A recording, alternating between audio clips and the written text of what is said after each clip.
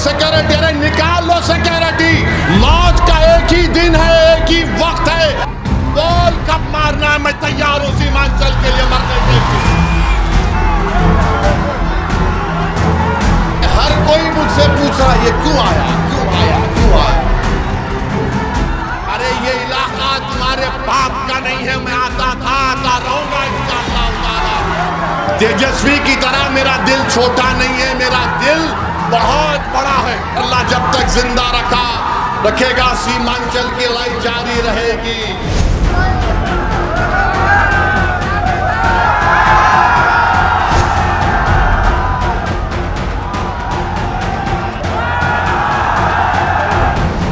हमारे पहनावे पर तंज मत करो, हमारे खाने पर तंज मत करो, हमारे बुजुर्गों पर तंज मत करो। अगर करोगे तो ये सीमांचल है, ये बेरंग वापस लौटा देगा, दोबारा आने की कोशिश भी नहीं करिएगा। और जो मुख्यमंत्री का बेटा है और वो हमको चरमपंथी कहता है, बाबू तुमको ऐसे किताबों के नाम बोलूंगा कि तुम भूल जाओगे चरमपंथी क्या होता है।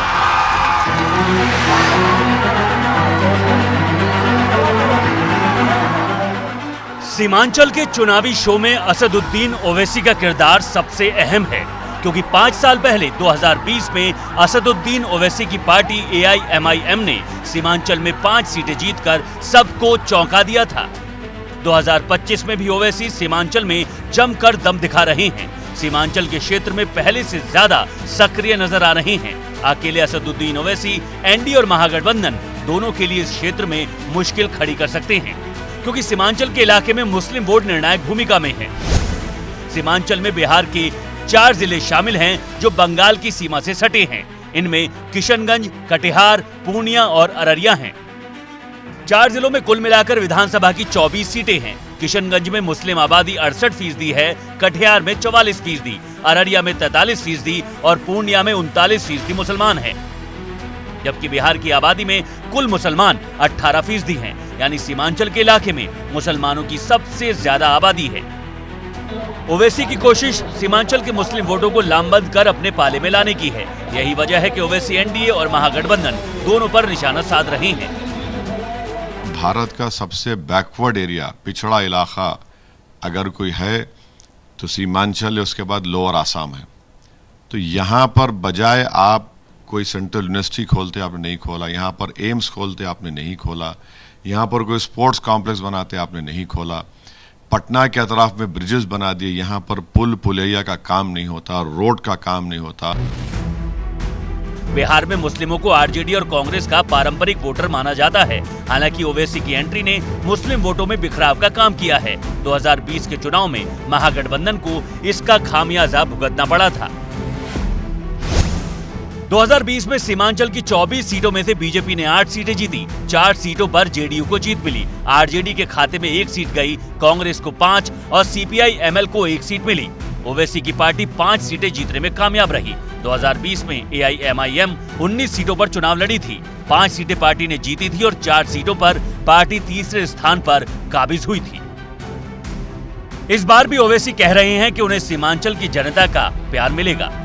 नहीं, हम लोग पूरी कोशिश कर रहे हैं और हमको उम्मीद है कि इंशाअल्लाह ताला पहले से ज़्यादा असेंबली कॉन्स्टिट्यूंसीज में हमको कामयाबी मिलेगी। हमारे उम्मीदवार MLA मुंतखब होंगे और इसमें सब लोग मेहनत कर रहे हैं। हमारे पार्टी प्रेसिडेंट अख्तर उल ईमान साहब, यहाँ पर जितने हमारे यूनिट्स हैं, बूथ प्रेसिडेंट्स हैं, महाराष्ट्र से, हैदराबाद से, दिल्ली से, झारखंड से, जहाँ जहाँ हमारे पार्टी के जिम्मेदार आ रहे हैं, मेहनत कर रहे हैं और हमको लगता है कि अच्छा रिजल्ट आएगा। सीमांचल के इलाके में ओवैसी अपना सियासी आधार बनाने में सफल हुए हैं। ओवैसी ने मुस्लिम वोटों को अपने साथ जोड़ने में कामयाबी हासिल की है। दूसरी तरफ यही मुस्लिम मतदाता RJD और कांग्रेस का भी कोर वोटर रहा है। ज्यादातर चुनावों में महागठबंधन के प्रति भरोसा दिखाता रहा है। 2020 में महागठबंधन को 76% मुस्लिम वोट मिला, जबकि NDA को सिर्फ 5% मुस्लिम वोट मिले। इन चुनावों में नीतीश कुमार बीजेपी के साथ लड़े थे। मुस्लिम महागठबंधन को मजबूत करते रहे हैं और ओवैसी सीमांचल के मुसलमानों के बीच अपनी पकड़ बनाने में सफल रहे हैं। फिर क्या वजह रही कि मुस्लिमों के बीच लोकप्रिय होने के बावजूद महागठबंधन के दल भी ओवैसी को घेर रहे हैं? एनडीए नेताओं का ओवैसी को टारगेट करना तो लाजमी है, क्योंकि ऐसा करके वो हिंदू वोटों को एकजुट करने की कोशिश करते हैं, ध्रुवीकरण की राजनीति को धार देते हैं। एनडीए के चेहरों की तरफ से सीमांचल में बार बार घुसपैठिया के नैरेटिव को उछालना इसी राजनीति का हिस्सा है। देखिए, हमने बहुत सारी जगहों पे इस पर काम किया है और मैं निश्चित रूप से सीमांचल की और बिहार की जनता को कहना चाहता हूं, अगले 5 साल में हम बिहार को घुसपैठिया मुक्त बनाएंगे। न केवल घुसपैठिए को निकाल बाहर करेंगे, इनके अवैध धंधे भी बंद कराएंगे और अवैध अतिक्रमण को भी हटाने का काम भारतीय जनता पार्टी और एनडीए की सरकार करेगी। प्रधानमंत्री कौन है? सीमांचल का बेटा है। देश का गृह मंत्री कोई सीमांचल की बेटी है। पटना में बिहार का मुख्यमंत्री कोई सीमांचल का बेटा बैठा हुआ है। सीमा सुरक्षा बल मेरे पास है या आपके पास है? बीएसएफ किसके पास है? केंद्र की सरकार आपकी है, प्रदेश की सरकार आपकी है, डीजीपी आप अपॉइंट करते हैं, पुलिस, सब चीज आपका है। अगर यहां पर कोई घुसपैठी आ रहा है तो आप रोकते क्यों नहीं उनको? और दूसरी बात यह है, जब इलेक्शन कमीशन ने एसआईआर किया तो आपने कितने नाम बताए इलेक्शन कमीशन को? बताओ। एनडीए की राजनीति तो समझ आती है, लेकिन ओवैसी से दूरी बनाने और उन पर अटैक करने की महागठबंधन की आखिर क्या मजबूरी है? क्यों उसके बड़े चेहरे सीमांचल के इलाके में ओवैसी के खिलाफ लगातार ताल ठोक रहे हैं? समाजवादी पार्टी की सांसद इकरा हसन सीमांचल में प्रचार कर रही हैं और मुस्लिम मतदाता को ओवैसी से दूर करने की कोशिश कर रही हैं। अगर आपसी लड़ाई के चक्कर में हम इनको फिर जीतने देंगे तो ये हमारी आने वाली नस्लें आपको और हमें कभी माफ नहीं कर पाएंगी। इस बार आपको नहीं बंटना है, आपको एक एक वोट एकजुट होकर अपने प्रत्याशी लालटेन पर देने का काम करना है। आपके अपने चहीते तौसीफ आलम साहब कामयाब होकर पटना जाएंगे तो वो बेखौफ और बेबाक अंदाज में आपकी नुमाइंदगी करेंगे, और अगर 1000 बार खुदा ना खास्ता वो प्रोफेसर साहब पटना जाएंगे तो वो ट्रैफिक में ही फंस जाएंगे। दरअसल ओवैसी ने मुस्लिम बहुल सीमांचल को अपनी सियासी प्रयोगशाला बनाया है। 2020 में ओवैसी की एंट्री के चलते ही बीजेपी यहां सबसे बड़ी पार्टी बनकर उभरी। मुस्लिम वोटों के दम पर ओवैसी ने कांग्रेस और आरजेडी का खेल बिगाड़ दिया। इससे बीजेपी को अप्रत्याशित लाभ मिला। हालांकि सीमांचल में एक वक्त पर कांग्रेस और आरजेडी का दबदबा रहा है, लेकिन ओवैसी की एंट्री ने दोनों पार्टियों का गेम बिगाड़ने का काम किया है।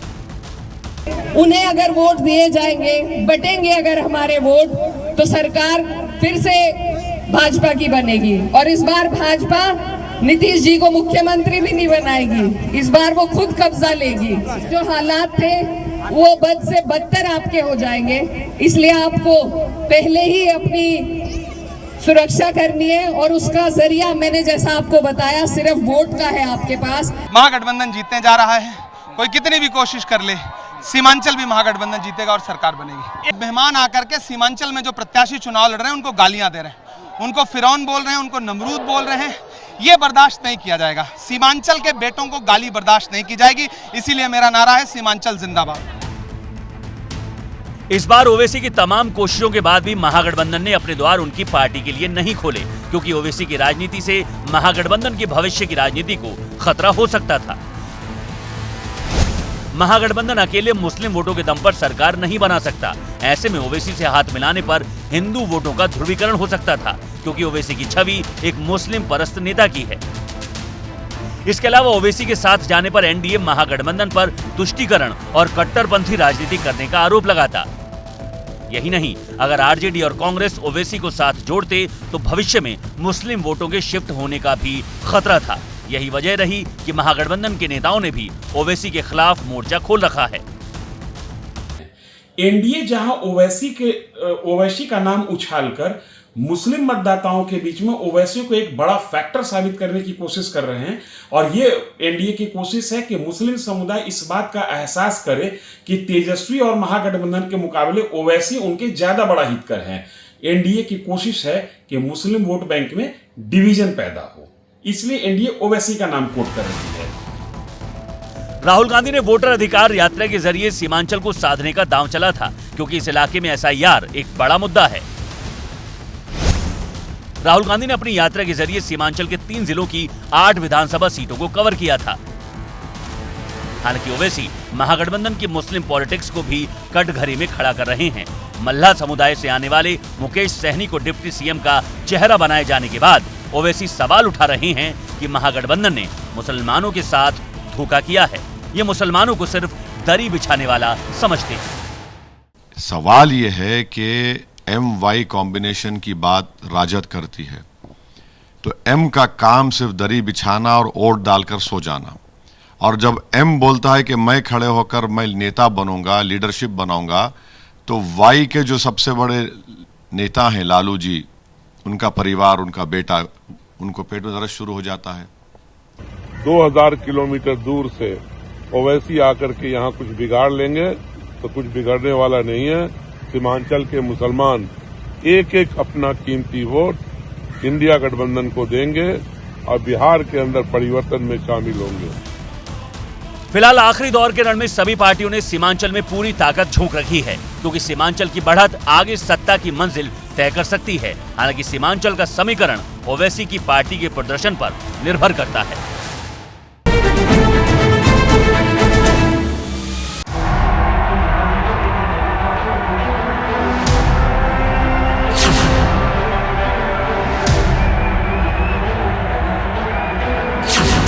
न बेटी सुरक्षित न बच्चे सुरक्षित, ये थी आरजेडी की सरकार की पहचान।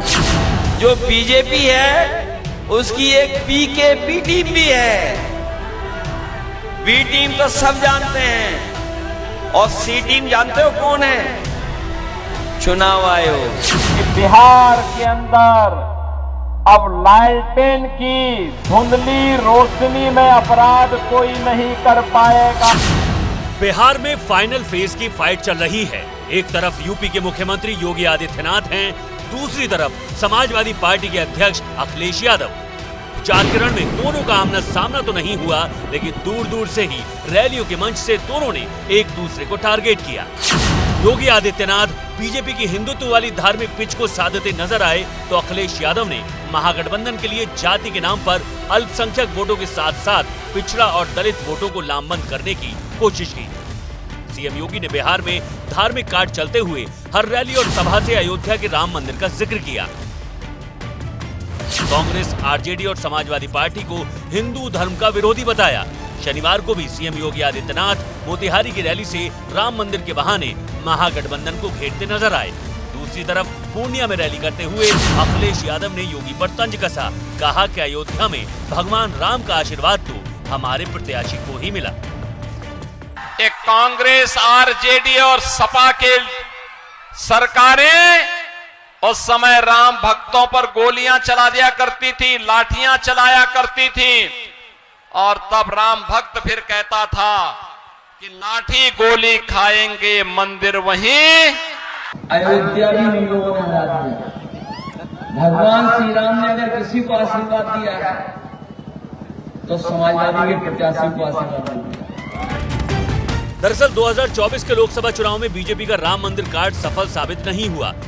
समाजवादी पार्टी ने अयोध्या में ही बीजेपी को पटखनी दे दी। बावजूद इसके बीजेपी के तमाम स्टार प्रचारक, खासकर योगी आदित्यनाथ, बिहार में राम मंदिर का कार्ड चल रहे हैं। बार बार भगवान श्री राम और माता जानकी का जिक्र कर रहे हैं। दूसरी तरफ अखिलेश यादव हैं, जो हर रैली में अल्पसंख्यक, पिछड़ा और दलित का ही दांव खेल रहे हैं। देखो, अयोध्या में भगवान राम का मंदिर बना तो महर्षि वाल्मीकि जी के नाम पे इंटरनेशनल एयरपोर्ट भी अयोध्या में अब बन गया है। जो दबे कुचले हैं, पीड़ित हैं, शोषित हैं, वंचित हैं, उन लोगों को साथ ला करके बिहार को और तमाम दलों को मिलकर के नई दिशा में ले जाना चाहते हैं। दरअसल चाहे सीएम योगी हो या अखिलेश यादव, दोनों ही नेता बिहार में भी अपनी अपनी यूपी वाली पिच पर खेल रहे हैं। बिहार में सीएम योगी की कोशिश धर्म के नाम पर हिंदू वोटों को एकजुट करने की है, क्योंकि अगर बिहार में उनका ये प्रयोग सफल रहा तो उन्हें यूपी के रण में भी इसका फायदा मिलने की उम्मीद है। दूसरा, अखिलेश यादव की कोशिश माई समीकरण के साथ साथ बाकी जातियों के बीच भी अपनी पैठ बढ़ाने की है। अखिलेश यादव की मंशा है कि जातियों के नाम पर महागठबंधन के लिए वोटों को एकजुट किया जाए। अगर बिहार में सफल हुए तो यूपी में भी इस फॉर्मूला को फिर से आजमाया जा सकता है। बिहार का चुनावी घमासान योगी आदित्यनाथ और अखिलेश यादव के बीच प्रैक्टिस मैच की तरह है। इन दोनों चेहरों की असली टक्कर तो 2027 में यूपी के विधानसभा चुनाव में होनी है। इसलिए दोनों एक दूसरे के खिलाफ जमकर जुबानी हमले कर रहे हैं। पप्पू अप्पू टप्पू और गप्पू चंपू जैसे शब्द बाणों का इस्तेमाल कर रहे हैं। आज इंडी गठबंधन के 3 और बंदर आ गए। ये 3 बंदर पप्पू, टप्पू और अप्पू के नाम पर। बीजेपी में बड़े बड़े गप्पू हैं और उनके चप्पू हैं हमारे। गौर करने वाली बात यह है कि सीएम योगी आदित्यनाथ बिहार में जंगल राज, अपराध और माफिया के बहाने महागठबंधन को घेर रहे हैं, तो दूसरी तरफ अखिलेश यादव यूपी के मुद्दों को उठाकर सीएम योगी की छवि पर चोट करने की कोशिश कर रहे हैं। ये लोग आएंगे और फिर बिहार के अंदर वही जंगल राज जो 2005 के पहले होता था, यही ये लोग करेंगे। ये तो हमारे यहाँ यूपी में खाद की बोरी में 5 किलो चोरी कर रहे थे। यहाँ भी खाद में चोरी है और राशन में भी चोरी। फिलहाल बिहार में योगी और अखिलेश दोनों की साख दांव पर लगी है। अगर एनडीए की जीत होती है तो इससे 2027 में यूपी की लड़ाई में सीएम योगी की छवि और मजबूत हो सकती है। दूसरी तरफ अगर महागठबंधन बाजी मारता है तो अखिलेश यादव का जाति वाला दांव यूपी की परीक्षा में भी कमाल दिखा सकता है।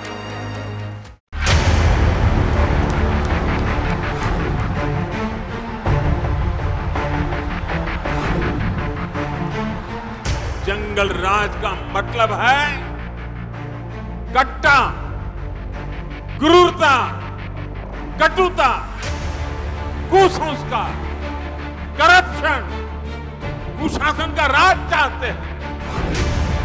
2025 के बिहार चुनाव में अपने प्रचार के अंतिम दिन प्रधानमंत्री नरेंद्र मोदी ने जगत जननी मां सीता की जन्मभूमि सीतामढ़ी में पहली रैली की तो विपक्ष पर बेहद मारक बाण चलाए। आरजेडी की तुलना कट्टा राज से की। लालू प्रसाद यादव की पार्टी को अतीत में बिहार की बर्बादी का खलनायक बताया। लेकिन आरजेडी के लोग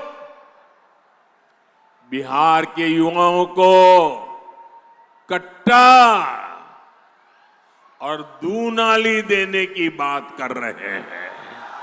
आरजेडी के मंचों पर मासूम बच्चों से कहलवाया जा रहा है। दिल्ली में सर्दी बढ़ने के साथ साथ हवा में प्रदूषण का स्तर लगातार बढ़ता जा रहा है और आपके स्वास्थ्य से जुड़ी हुई ये एक चिंताजनक खबर है। दिल्ली के कई इलाकों में हवा में प्रदूषण का स्तर 400 के पार पहुंच गया है, जो कि गंभीर श्रेणी में आता है। अलीपुर, आनंद विहार, बवाना, बुराड़ी और चांदनी चौक ऐसे कई इलाके हैं जहां पर इस वक्त जो एयर क्वालिटी इंडेक्स है वो 400 के पार पहुंच गया है। और मौसम विभाग की माने तो अगले 3 से 4 दिनों तक लोगों को प्रदूषण से राहत मिलती नजर नहीं आ रही है। इसके साथ ही स्मॉग का भी सामना लोगों को करना पड़ रहा है। स्मॉग धुआं होता है जो वायु प्रदूषण की वजह से बनता है और इस वजह से विजिबिलिटी यानी कि दूर तक दिखना कम हो जाता है। ऐसे में ट्रैफिक पर भी असर देखने को मिलता है, गाड़ियों की रफ्तार थम सी जाती है। लोगों से भी अपील यही की जाती है कि अगर विजिबिलिटी उनके इलाके में कम हो तो घर से बाहर देख परख कर ही निकले और धीरे धीरे कर सावधानी के साथ वो अपनी गाड़ी चलाएं। फॉग लाइट्स को ऑन करके, पार्किंग लाइट्स को ऑन करके वो गाड़ी चलाएं। साथ ही दूसरी तरफ अभी 3 से 4 दिन जो प्रदूषण का खराब स्तर है वो ऐसे ही बना रह सकता है, यानी कि जो 400 के पार आंकड़ा लगातार आ रहा है दिल्ली के अलग अलग इलाकों में दर्ज किया जा रहा है वो ऐसा ही बना रह सकता है। सर्दियां शुरू होते ही देश की राजधानी दिल्ली की आबो हवा जहरीली हवा में तब्दील हो जाती है और अब दिल्लियों में सर्दियों ने आखिरकार दस्तक दे ही दी है। ये मौसम विभाग की ऑफिशियल वेबसाइट और यहाँ पर आप देख सकते हैं कि इस समय जिस समय आप ये वीडियो हम रिकॉर्ड कर रहे हैं, खबर दिखा रहे हैं आपको, तो दिल्ली का जो टेम्परेचर है वो 16.8 डिग्री सेल्सियस। दिल्ली के कई जो AQI स्टेशंस हैं वो एकदम रेड जोन में चले गए, जिसके चलते दिल्ली की जो आबो हवा है वो फिर से जहरीली हो गई। एक बार ये देखिए, मैं दिखाना चाहूँगा, ये CPCB का डाटा है, यानी केंद्रीय पोल्यूशन कंट्रोल बोर्ड की तरफ से ये ऑफिशियल डाटा मैं आपको दिखा रहा हूँ। ओवरऑल AQI देखेंगे, यानी वायु गुणवत्ता दिल्ली की 380 से ऊपर पहुंच गई है, 383 के आसपास देख रहे हैं आप, जो कि रेड जोन में आता है। इसके साथ ही अगर आप देखेंगे कि दिल्ली के कई जो अलग अलग इलाके हैं, इस समय 400 से ज़्यादा वहां पर AQI दर्ज किया जा रहा है। ये देखिए, जैसा कि अलीपुर आप देखेंगे, अलीपुर में जो AQI मापा गया है वो 419 है। ऐसे ही आनंद विहार में 412 है, बवाना में 432 AQI हो चुका है, यानी बवाना की हवा में पूरी तरीके से जहर घुल चुका है। आप तरीके से दिल्ली के अगर आप देखेंगे तो तकरीबन 39 स्टेशंस में से ज़्यादातर जो स्टेशंस हैं वो रेड कैटेगरी में गए हुए हैं, जिसके चलते दिल्ली में जो आबो हवा है वो काफ़ी ज़्यादा ख़राब हो गई है। देखिए, इसी कड़ी में हमारी मौजूदगी दिल्ली के कर्तव्य पथ पर है। सामने है राष्ट्रपति भवन। अमूमन आप आएंगे तो आपको क्लियर राष्ट्रपति भवन दिखेगा, लेकिन जिस तरीके से दिल्ली में ठंड बढ़ी है, जिस तरीके से ये जो AQI लेवल बढ़ा है, वायु गुणवत्ता खराब हुई है दिल्ली की, उसकी वजह से एक सफ़ेद धुंध की चादर हमें दिल्ली के आबो हवा में घुलती हुई दिखाई दे रही है। पूरी तरीके से विजिबिलिटी क्लियर नहीं है, और अगर हम मौसम विभाग की बात माने तो आने वाले दिनों में दिल्ली का टेम्परेचर और नीचे जाएगा, जिससे लोगों को और भी ज़्यादा दिक्कतों का सामना करना पड़ सकता है और विजिबिलिटी भी काफ़ी बेहद ही कम हो सकती है। दिल्ली में अगर आप रह रहे हैं तो प्रिकॉशंस लेते रहें, मास्क का इस्तेमाल करते रहें। खबरों में आगे बढ़ते हैं। मध्य प्रदेश के कट्टी में ड्राइवर की गलती से स्कूली बच्चों की जान पर बनाई। उमरिया तिराहा मोड़ पर तेज रफ्तार स्कूल वैन ने ट्रैक्टर ट्रॉली में टक्कर मार दी।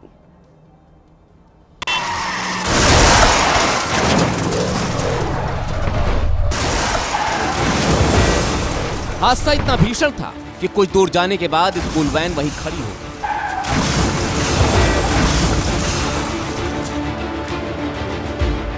टक्कर में स्कूल वैन को काफी नुकसान पहुंचा, जबकि ट्रैक्टर का अगला हिस्सा पूरी तरह से क्षतिग्रस्त हो गया।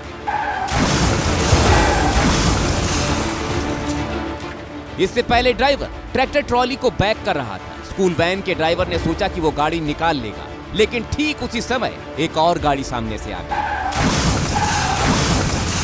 आरोप है कि वैन का ड्राइवर नशे में था। इस हादसे में सिर्फ 2 बच्चों को मामूली चोटें ही आई हैं, जिन्हें अस्पताल भेजा गया।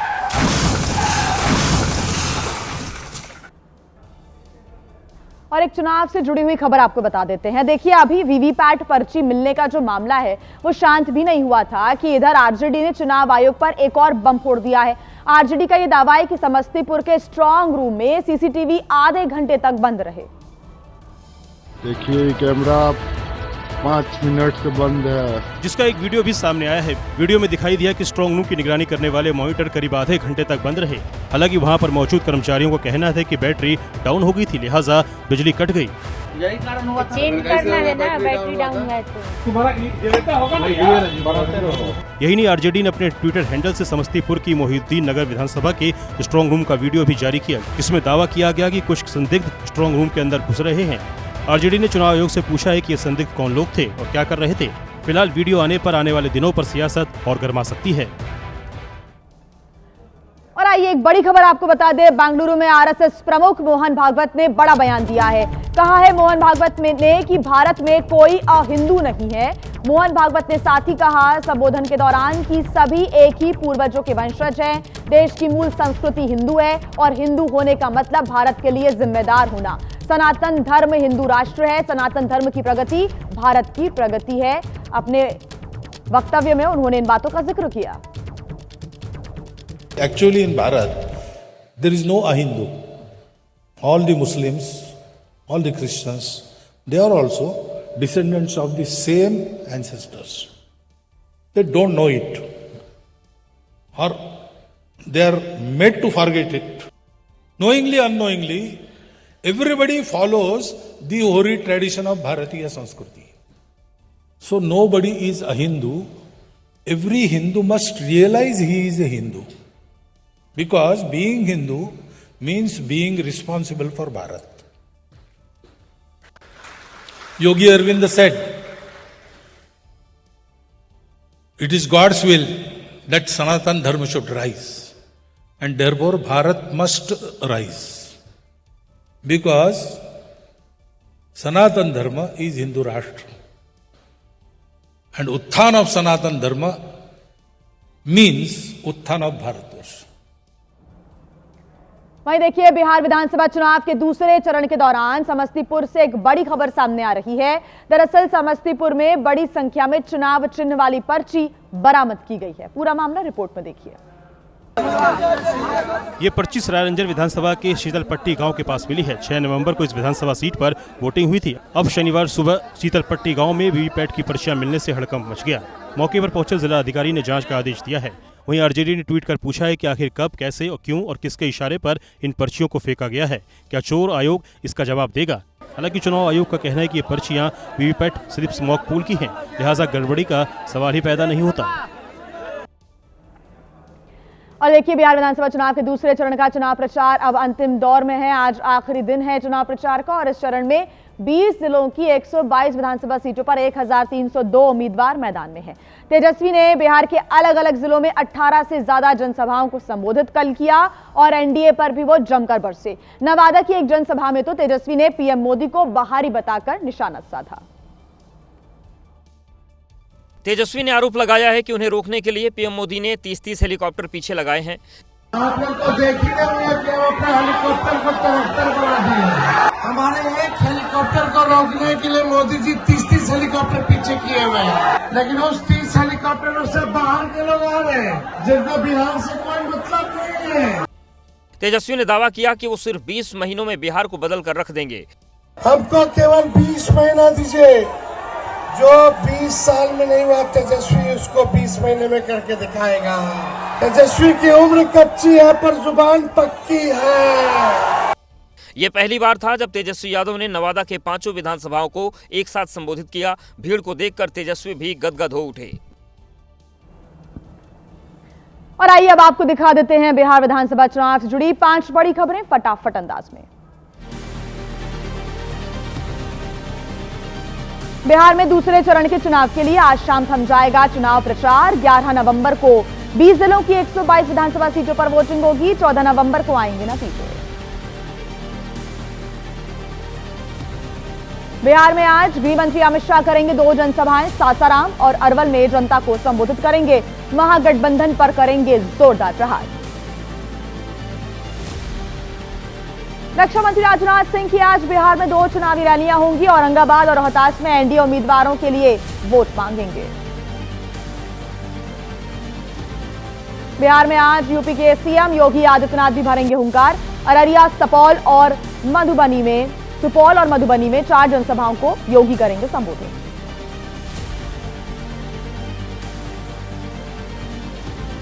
बिहार चुनाव के प्रचार के आखिरी दिन महागठबंधन ने ताकत पूरी झोंक दी है। राहुल गांधी की आज 2 रैलियां होनी है। किशनगंज और पूर्णिया में जनसभा को राहुल करेंगे संबोधित। और देखिए, दूसरे चरण के चुनाव के प्रचार के लिए तेज प्रताप यादव लगातार अलग अलग इलाकों में जा रहे हैं। तो वहीं एक सभा में वो पहुंचे तो हरा गमछा देखकर भड़क उठे। तेज प्रताप गयाजी में जनशक्ति जनता दल के प्रत्याशी के पक्ष में सभा करने के लिए पहुंचे थे। इस बीच सभा में हरा गमछा पहने एक युवक को देखकर तेज प्रताप यादव गुस्से में आ गए। देखिए, जज चंद्रा का पार्टी का यहाँ हरा वाला घूम रहा है। देखिए, हरा पार्टी, यही सब पार्टियां वाला हमको बाहर किया घर वाला। उतारो गमछा, उतारो इस गमछा को। तेज प्रताप ने साफ कहा कि यहाँ हरा गमछा नहीं, पीला गमछा चलेगा। गमछा उतारो, यहाँ उतारिए, यहाँ जनशक्ति जनता दल का उतारिए गमछा, उतारिए, नहीं तो सिपाही उतार देगा इसको। उतारिए हरा गमछा, यहाँ हरा गमछा नहीं चलेगा, कृष्ण भगवान का पीला गमछा चलेगा। इतना ही नहीं, जब उस शख्स ने गमछा नहीं हटाया तो मंच से ही तेज प्रताप यादव ने सिपाही को गमछा उतारने का आदेश दिया। हटाते हो कि नहीं हटाना? सिपाही पकड़ो तो उसको, पकड़ो उसको। तेज प्रताप ने आगे कहा कि उनकी सभा में जयचंद की पार्टी वाले कई बहुरूपिये घूम रहे हैं। खबरों में आगे बढ़ते हैं, बात करेंगे मध्य प्रदेश की, जहां पर स्वास्थ्य सेवाएं किस कदर बेहाल हैं इसकी पोल खोलती तस्वीरें सामने आई, जहां पर मरीजों का इलाज डॉक्टर नहीं बल्कि ठेका कर्मी करते हुए नजर आए। शहर मध्य प्रदेश का जबलपुर, जगह नेताजी सुभाष चंद्र बोस मेडिकल कॉलेज। लोग ठीक होने के लिए इस बड़े अस्पताल में अपना इलाज करवाने आते हैं, लेकिन यहाँ डॉक्टर नहीं मिलते। मिलते हैं तो ठेके पर रखे गए कर्मी जिनके पास न कोई अनुभव है और न ही मरीज को ठीक करने की क्षमता। इस वायरल वीडियो में जिसमें वेंटिलेटर पर एक मरीज दिखा और इस दौरान यूडीएस कंपनी का कर्मचारी बिना किसी डॉक्टर की मौजूदगी के ऑक्सीजन लगाता दिखाई दिया। लेकिन इन तस्वीरों को देखकर भी जिम्मेदार लोग नींद से नहीं जाग रहे। हाल ही में इसी मेडिकल कॉलेज में खून की दलाली का मामला भी सामने आ चुका है। तो वहीं जम्मू कश्मीर के अनंतनाग से एक ऐसा वीडियो आया है सामने, उसको देखकर आप भी चौंक उठेंगे, जहां पर एक चलती ट्रेन के विंड स्क्रीन से कार यहां पर चील टकरा गई और इस घटना में लोको पायलट को भी चोटें आई हैं। ट्रेन रफ्तार में थी, तभी सामने से आया एक चील जो इंजन के विंड स्क्रीन से जा टकराया। कांच टूटा और सीधे अंदर जा गिरा। कांच और चील की टक्कर से लोको पायलट के चेहरे पर चोटें आई हैं। टक्कर से चील भी चोटिल हुआ और वो इंजन के दरवाजे पर ही डरा समय बैठा दिखा। घायल ड्राइवर का अनंतनाग रेलवे स्टेशन पर प्राथमिक इलाज कराकर ट्रेन को आगे के लिए रवाना कर दिया गया। और चुनावी माहौल से तीखी हो चली बिहार की सियासत की कुछ चटपटी तस्वीरें भी सामने आ रही हैं। पटना के एक चौराहे पर बीजेपी के कई दिग्गज नेता चुनावी भागदौड़ से फुर्सत निकालकर गोलगप्पे का स्वाद चखते नजर आए। गोलगप्पे वाले ने स्मृति ईरानी को बताया कि पानी तीखा है। इस पर स्मृति ईरानी ने कहा, मीठा खिलाइए। जैसे ही स्मृति ईरानी को पता लगा कि गोलगप्पे वाला मध्य प्रदेश का रहने वाला है, तो इस बार स्मृति ने बघेल जी कहकर नेताओं को मीठा गोलगप्पा खिलाने को कहा।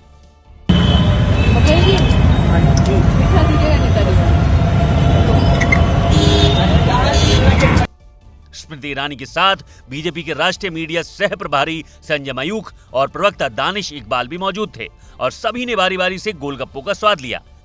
बहरहाल पटना की सड़क पर बीजेपी नेताओं का गोलगप्पे खाने वाला अंदाज वायरल हो रहा है। और वहीं देखिए, बिहार में दूसरे और आखिरी चरण के चुनाव के लिए पीएम मोदी ने सीतामढ़ी और बेतिया में हुंकार भरी। दोनों ही रैलियों में पीएम मोदी ने जंगलराज के बहाने महागठबंधन पर निशाना साधा। सीतामढ़ी की रैली में प्रधानमंत्री ने आरजेडी पर सीधा वार करते हुए कहा कि उनके नेता बच्चों को रंगदार बनाना चाहते हैं। क्या हम हमारे बच्चों को रंगदार बनने देंगे? क्या रंगदार बनाने वालों को जीतने देंगे? बिहार का बच्चा रंगदार नहीं बन सकता।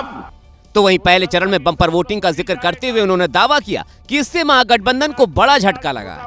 पहले चरण में जंगल राज वालों को 65 वोल्ट का झटका लगा है। सीतामढ़ी के बाद पीएम ने बेतिया में भी सभा को संबोधित किया, जहां उन्होंने कहा कि एनडीए ही बिहार को आगे बढ़ा सकता है। नहीं चाहिए कट्टा सरकार फिर एक बार। पीएम ने बिहार में एनडीए की जीत का दावा किया और कहा कि मतगणना के बाद बनने वाली एनडीए सरकार के शपथ ग्रहण में शामिल होने के लिए वो खुद जरूर आएंगे। और एक बड़ी खबर आपको बता दें, प्रधानमंत्री नरेंद्र मोदी आज उत्तराखंड राज्य स्थापना की रजत जयंती पर देहरादून पहुंचेंगे और पीएम मोदी यहां पर 8,260 करोड़ की विकास परियोजनाओं का शिलान्यास और लोकार्पण करेंगे। साथ ही 28,000 किसानों को 62 करोड़ रुपए की फसल बीमा राशि जारी करेंगे। पीएम स्मारक डाक टिकट भी जारी करने वाले हैं और आज एक रैली को प्रधानमंत्री संबोधित भी करेंगे। तो कई परियोजनाओं का आज शिलान्यास और लोकार्पण होने जा रहा है। कौन कौन सी वो परियोजनाएं, ग्राफिक्स के जरिए हम आपको बता रहे हैं। जमरानी बहुउद्देशीय परियोजना का आज शिलान्यास हो गया। विद्युत उपकेंद्रों की स्थापना भी आज होने जा रही है। प्रधानमंत्री आज कई परियोजनाओं का उद्घाटन और शिलान्यास करेंगे। चंपावत में महिला खेल महाविद्यालय की स्थापना, नैनीताल में अत्याधुनिक दुग्ध संयंत्र का भी शुभारंभ होने जा रहा है। तो बड़ी सौगात उत्तराखंड वासियों को मिलने जा रही है। सौंग बांध पेयजल परियोजना का शिलान्यास भी आज प्रधानमंत्री करेंगे।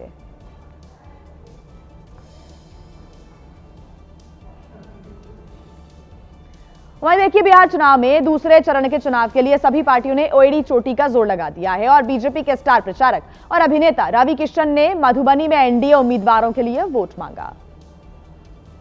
मंच पर घूम घूम कर रवि किशन ने न सिर्फ एनडीए उम्मीदवारों को जिताने की अपील की, बल्कि महादेव का भजन भी गाकर सुनाया।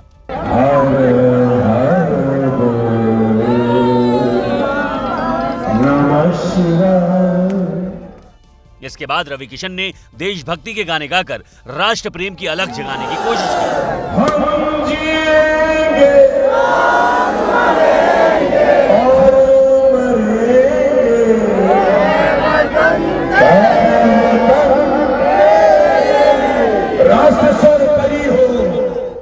किशन ने जनता से वादा लिया कि वो बिहार में दोबारा जंगल राज की वापसी नहीं होने देंगे।